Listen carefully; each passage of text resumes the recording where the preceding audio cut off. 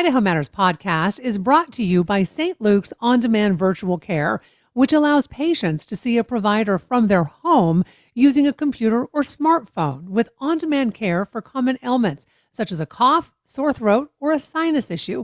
More information at stlukesonline.org. Before today's episode, an important message.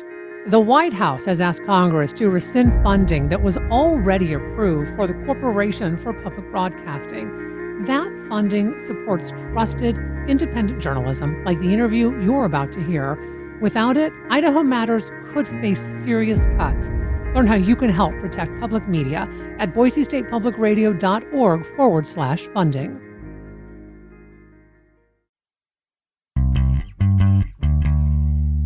From the studios at Boise State Public Radio News, I'm Gemma Gaudette. This is Idaho Matters. Idaho may be known for its scenic beauty and agriculture, but it is also a powerhouse in global trade. With more than $4 billion in exports every year, our state's economy is driven by everything from dairy and wheat to high-tech and manufacturing goods, now supporting more than 16,000 jobs in those industries.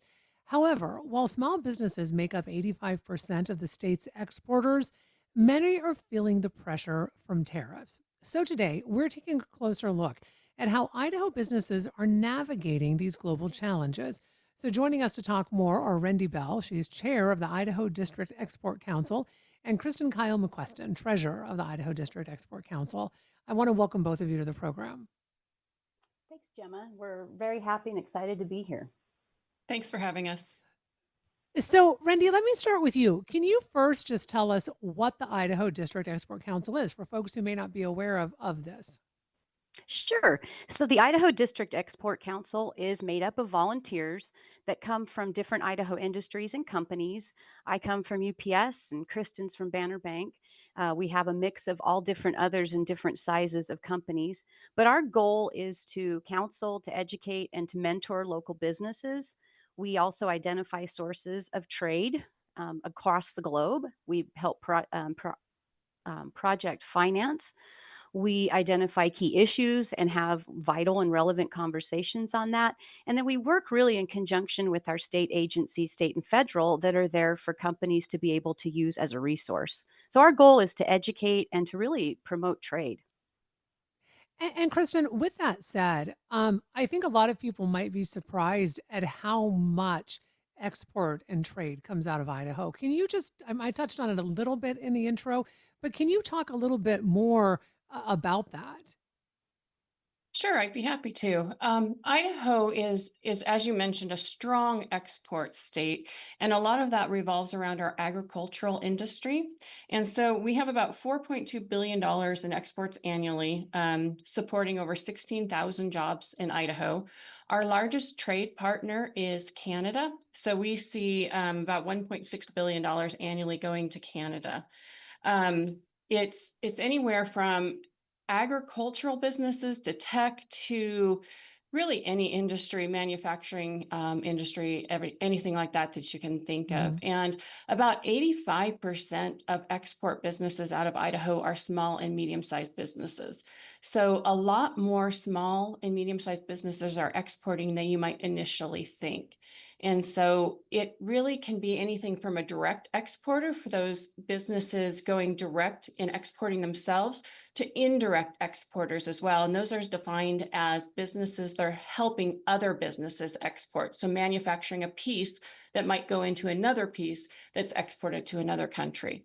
So quite a bit of business here in Idaho.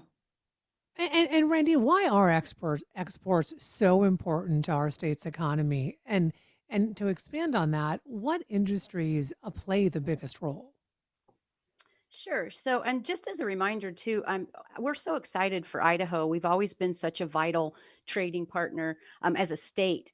And I know that we are posting number 3 in the country, really, for GDP growth at 3.9%. I've had the pleasure of being at a couple of trade conferences in May and have been reminded of how strong Idaho is and how relevant. And export is a big piece of that. So the companies that we're doing, I know Kristen had just mentioned some, but we have a pretty diverse group of people, and we wanted to really say, all trade matters to Idaho, and it's all related as well. So with those, we've got, and I wanted to make another point that 56% of all imports that come into our country are used as raw materials or inputs into our Hmm. manufacturing. So, to that point, really the import and export of goods are vital. We wouldn't have goods to export if we didn't have the supply of imports coming in to build those goods. So, Kristen, can you explain then what a tariff is and then why it actually has such a significant impact on Idaho businesses? And I would think that a big impact would be on these smaller businesses because they can't necessarily absorb these tariff costs like we've seen some major businesses be able to do. Well, Gemma, you're absolutely right about that. The absorption of the cost of the tariff is very difficult on especially small to medium-sized businesses. So, what a tariff is it's essentially a tax that makes traded goods more expensive, affecting both exporters and consumers. And so, it's basically a tax on the goods that are being sold or purchased. Hmm. Now, how that plays into some of our companies in Idaho uh, is on the capital side of things. So businesses will need more capital to purchase the goods, to pay that tariff, Hmm. to in the cash flow planning purposes. It affects basically every aspect of their cash flow and liquidity in the business. Can I add So, to that Kristen, too, Kristen? yes, please, yeah, please do, Please. Randy. Sorry, Gemma. I just wanted to put in there too, because I know that tariffs can be confusing. Ultimately, they're a tax, but I know that there's been some confusion on regular consumers to understand it better. And I like to make it a little easier to think about. So, if we step back several years and when e commerce started to come into play and we started ordering off of websites, before we'd go on, we'd order, it would be shipped out, and then states started deciding, hey, wait a minute, that is a business transaction that's taken place in my state. And that is no different than if they come into a store and they said there needs to be sales tax on that. The state needs to be collecting the revenue that they feel is due to them. And so we saw the evolution. If you guys remember back when websites started coming into fruition, that it Hmm. started with a few states and now every state does it. And we have two different ways in which, as an e-commerce, as a consumer, I get on the websites, I order lots of different things in different manners. But I could find one website where that company is going on and they're breaking out that sales tax individually, or I could go to one where they've got it completely absorbed in it. But the point that I'm making is that company that's selling those goods still has to pay that tax, and it's no different than a tariff. And so I know there's a lot of confusion to say, well, that country of origin, say China's been getting quite a bit in the press lately, that they are paying it. But they really aren't, because that end consumer, there might be some negotiations that are taking place, but it's no different than that state tax that we started feeling even here domestically when we started ordering. Well, and so Randy, can we also expand on this idea of capital that Kristen mentioned, right? So let's say that a business owner is selling T-shirts, right? And so they are paying upfront $10 for a T-shirt, right? But then there's this Mhm. tariff that's put on. So all of a sudden, maybe that T-shirt now costs them $15, right? Well, if you need that, so all of a sudden you need an extra $5 per T-shirt in order to buy those t-shirts so that you can sell them. And if you were selling them for, let's say, $20 when they were 10, if you are a small business owner, in order to make sure that you can continue your business, I would assume you would need to up that price of what you're selling it to the consumer for. Yes, definitely. So those prices, that upped price could be mitigated in a few different ways. That company could decide to split it They could decide to put the full amount on. And in that scenario, it could be my t shirt now costs me as a consumer the $15, or it could be that it's $14 and they are taking that Mm. dollar hit. But for small and medium sized companies, how long would they be able to take that hit? And if they raise it and say it's $15, how long will they be competitive in that same market? Depending on, like, if they're competing with a larger company that has more of a bank, to Hmm. weather that and have a longer time period to do it. That's the big difference, and that's why the small and medium sized businesses are so much greater of an impact. And I'll share another example. So in the electronics industry, I have one company that has been paying in tariffs. Now, this is a larger one for an example, but they were paying about $10,000 a month in tariffs to import their goods in. And with all of the changes this year, that jumped to $200,000 a month. Now, that's a larger A company month? a month. Yes. Oh my S- goodness. Yes, and so we've got that's drastic scenario, and that's a larger company. Now that company has had to mitigate just like any other small and medium sized company, but to have that much of a jump by percentage, these small and medium sized businesses, while that dollar amount may not be as much, it's impactful to them, to the worst case scenario of many of them not able to continue in business. And that's one example you just gave, Randy. So I'm curious about how tariffs then are impacting some of our state's top Mhm. exports. Yes, so we have we manufacture quite a bit in our state. We have a local company here in the Treasure Valley that imports materials like most others. Again, 56% of all imports, and that's a nationwide number, are used as raw materials to build others. And this company Hmm. is matching that, where they bring in, and they have for years, certain parts to make their manufactured item, and so they go to their foreign suppliers for those key components. This one, in that case, are really kind of boring: castings, forgings, electronics. So they had products already ordered from their customers, right? So they're bringing those in. And all of a sudden, because we've had 22 presidential actions this is from CBP, from the Customs and Border Protection, from January 20th through May 30th. So 22 different actions that have impacted it. They got caught right at that point where they had a tariff demand that was 150% higher than the product's value.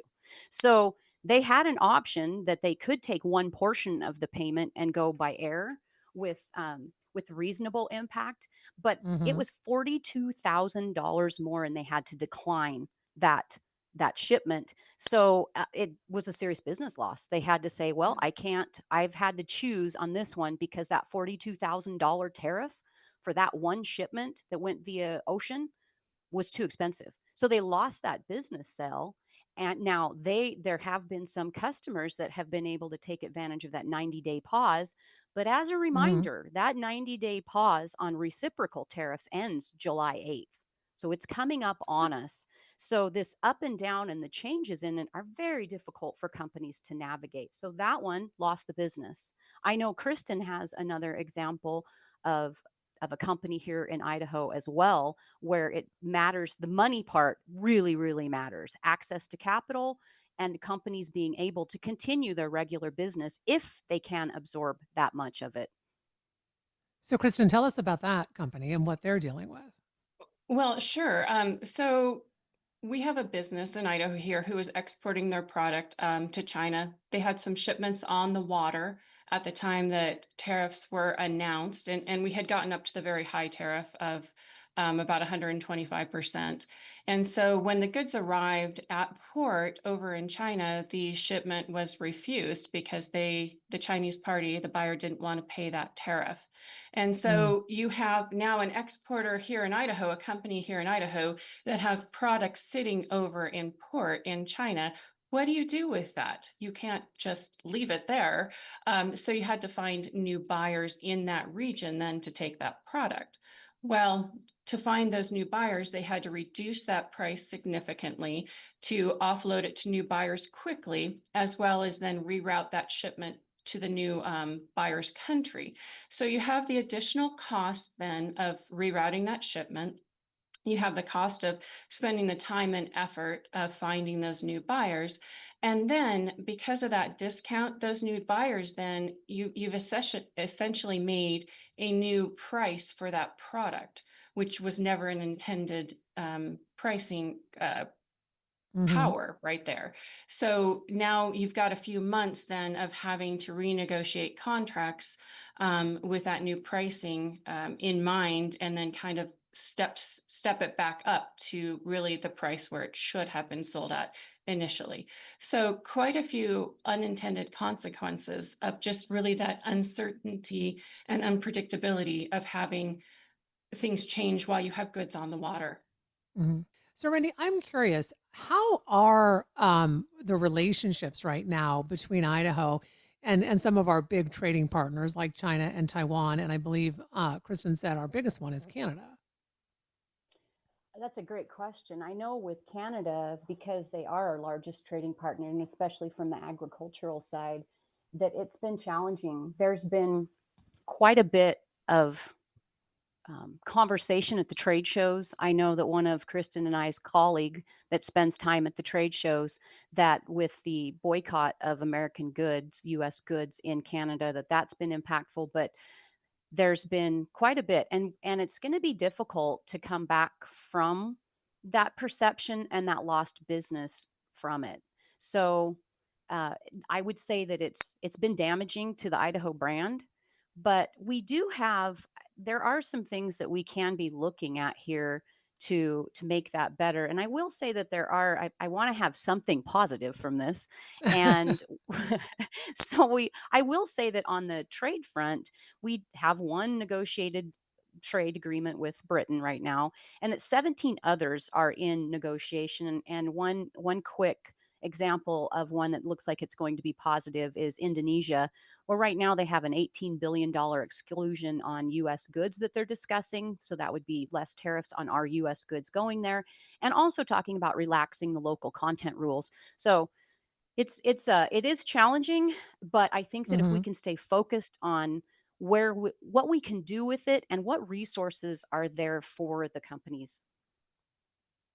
I do want to talk about that in a moment, but before we get to that, Kristen, what would you say is the biggest challenge, or maybe some of the biggest challenges that Idaho businesses are facing because of this tariff uncertainty? I mean, in particular, what you talked about before the break, right? Where when there's literally goods on the water, and then these tariffs are put in place. Sure. I think some of the biggest challenges really have to do with unpredictability, cash flow planning, and then the access to additional capital. So, as we know, businesses really thrive on stability and being able to plan for the future. And so when you have these tariffs in effect, or not knowing if they're going to be in effect, it's tough because this affects your costs and your pricing and your relationships with all of your international customers. So and especially again with the small and medium sized businesses, it's really hard to absorb these unexpected costs and pass them along to customers. So, Randy, could you share with us maybe some examples of how some Idaho businesses are adapting to these trade challenges? Because it's almost like adapt or die, right? I mean, you don't want to be dire, but I mean that's what you need to do in uncertain times. Certainly. So there are a lot of ways that they're finding creative ways to be competitive.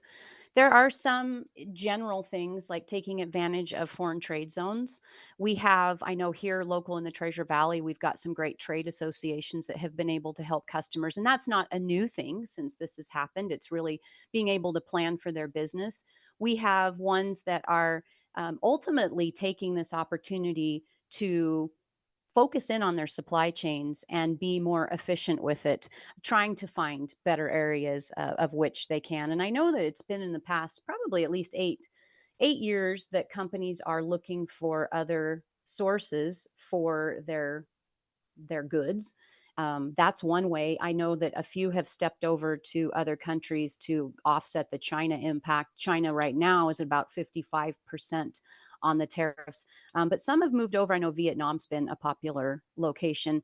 I will say Mhm. that that tariff rate right now is currently at 46%. That's one of the 17 that's being negotiated.